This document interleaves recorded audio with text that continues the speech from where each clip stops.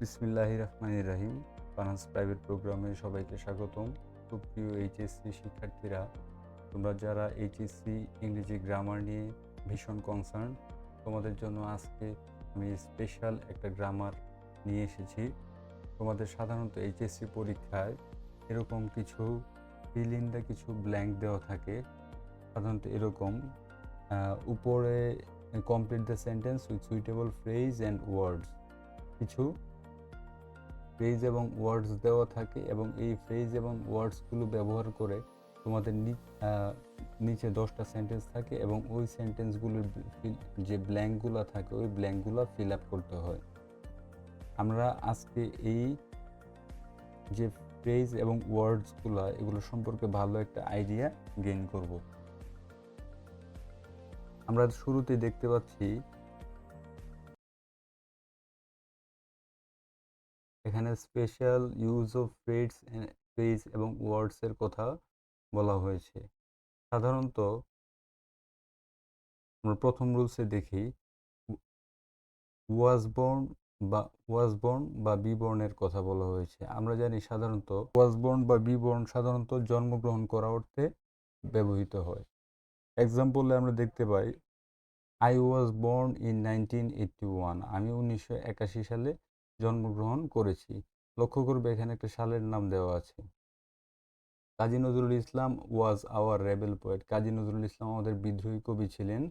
He was born in Churulia of West Bengal, তিনি পশ্চিমবঙ্গের চুরুলিয়াতে জন্মগ্রহণ করেছে।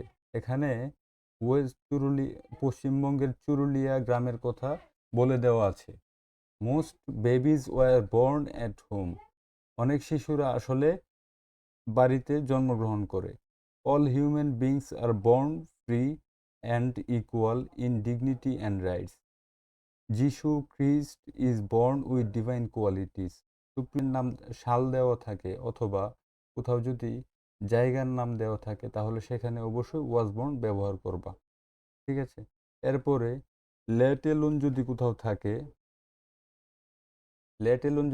থাকে, তাহলে ভাববা লেট এলোন দ্বারা সাধারণত চিন্তা করা যায় না অথবা কোনো কিছু ভাবা যায় না, এমন অর্থে লেট এলোন শব্দটা এই ফ্রেজটা ব্যবহার করা হয়। যেমন the old man can not stand, বৃদ্ধ মানুষটা দাঁড়াতে পারে না। লক্ষ্য করবে the old man can not stand, বৃদ্ধ মানুষটা আসলে দাঁড়াতে পারে না। লেট এলোন ওয়াক, হাঁটা তো দূরের কথা, বৃদ্ধ মানুষটা যেখানে দাঁড়াতেই পারতেছে না সেখানে তিনি হাঁটবে, এটা তো চিন্তা বা ভাবাই যায় না। He doesn't like travelling within the country, সে আসলে দেশের ভিতরেই ঘুরতে পছন্দ করে না, ট্রাভেল করতে পছন্দ করে না। লেট এলোন ওভারসিয়াস, ওভারসিয়াস হচ্ছে বিদেশ।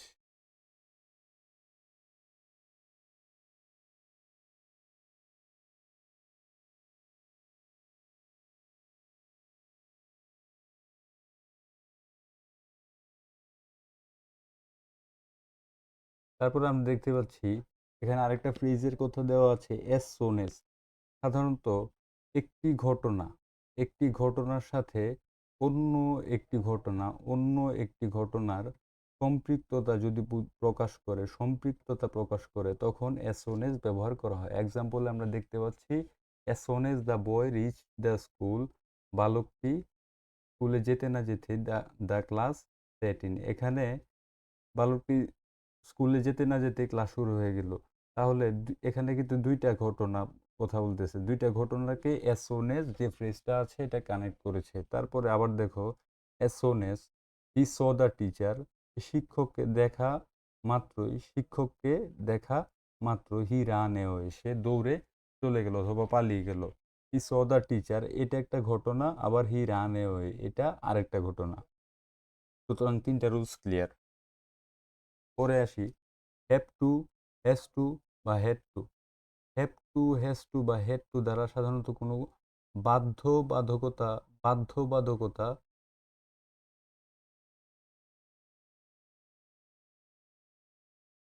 সাধারণত কোনো কাজ বাধ্যবাধকতা বা প্রয়োজনীয় অর্থে ব্যবহার করা হয়। হ্যাঁ, যে তোমাকে এই কাজটা করতেই হবে, তোমাকে খেতেই হবে, তোমাকে যেতেই হবে, এরকম আর কি। যেমন the juniors have to respect the seniors, জুনিয়রসদের অবশ্যই সিনিয়র্সদের রেসপেক্ট করতে হবে। তারপর দেখো he has to complete the work within 2 days, তাকে অবশ্যই 2 দিনের ভিতরে কাজটা শেষ করতে হবে।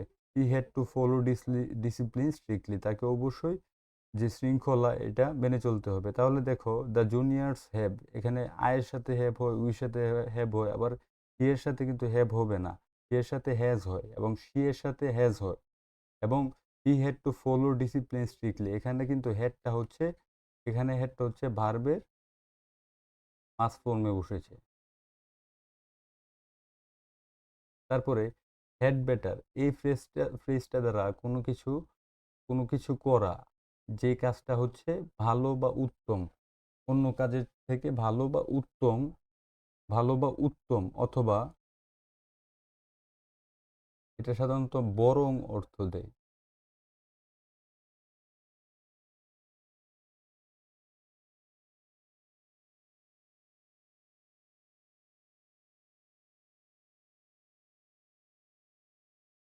বরং অর্থে হ্যাড টুটা ব্যবহার করা হয়, যেমন you had better tell her everything, তুমি বরং তাকে সব কিছু বলে দাও। তারপর দেখো you had better get back to work, তুমি বরং কাজে ফিরে যাও। You had better not quarrel with themselves, তোমার বরং তাদের সাথে ঝগড়া করাটা উচিত হবে না। তারপরে নেক্সট রুলসে আসো, what is it like, what is it like, এটা দ্বারা কোনো কাজ করার অনুভূতির বিবরণ দিতে ব্যবহৃত হয়। কোনো কাজ, যে কোনো একটা কাজ করছো এবং ওই কাজের অনুভূতির, কাজ করার অনুভূতির বিবরণ দিতে হোয়াট ইজ ইট লাইক শব্দটা ব্যবহার করা হয়।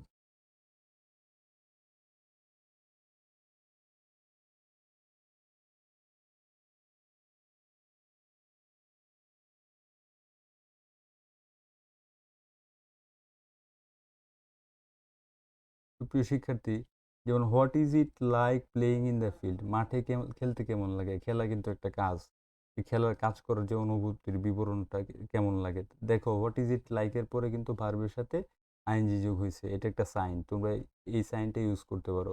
তারপরে what is it like eating Chinese food, Chinese food খেলতে কেমন লাগে, এটাও একটা সাইন। হ্যাঁ, ভার্বের সাথে আইএনজি যোগ হয়েছে। What is it like Singh the Rabindrasangeet, Rabindrasangeet আসলে গাইতে কেমন লাগে, গান গাওয়া কিন্তু সিং, সিং মানে কি গান করা, এটা একটা ভার্বের সাথে আইএনজি, ভার্বের সাথে আইএনজি।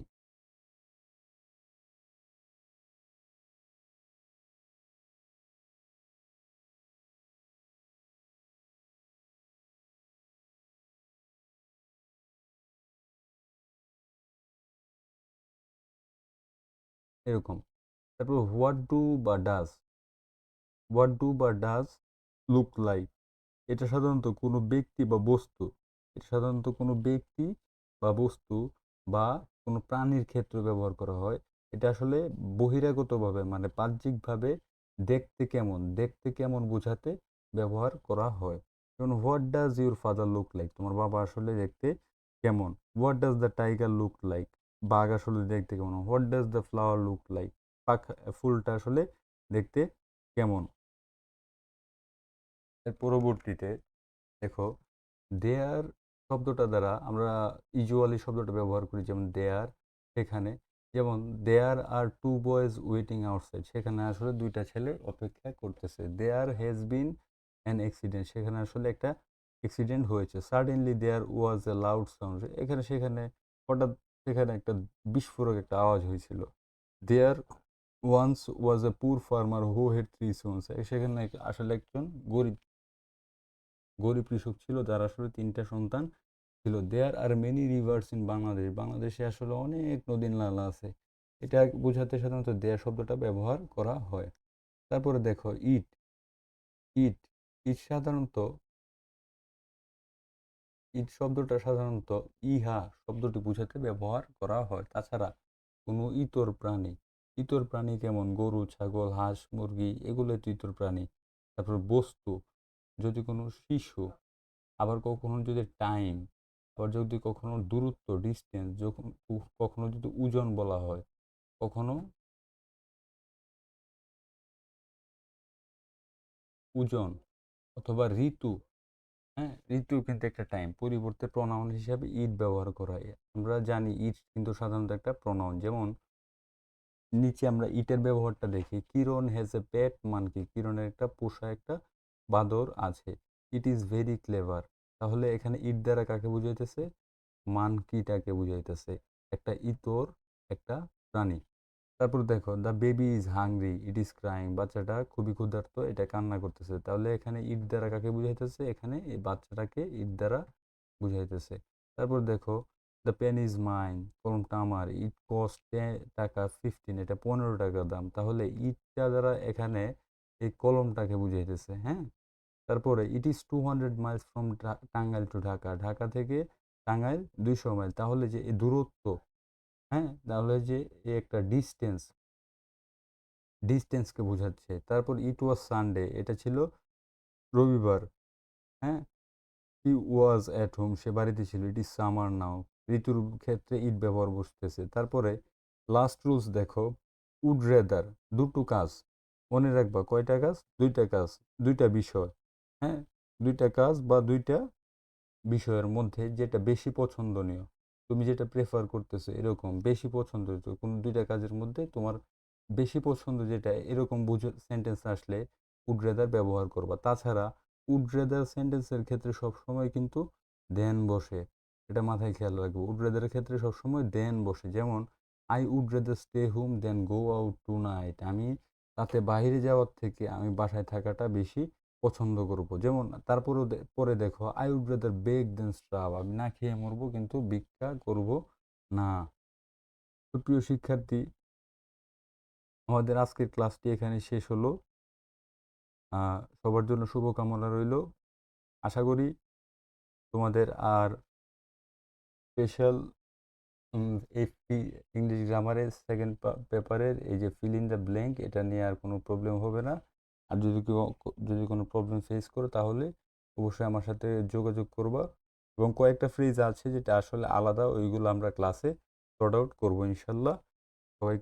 সবার জন্য শুভকামনা রইল। Thank you very much.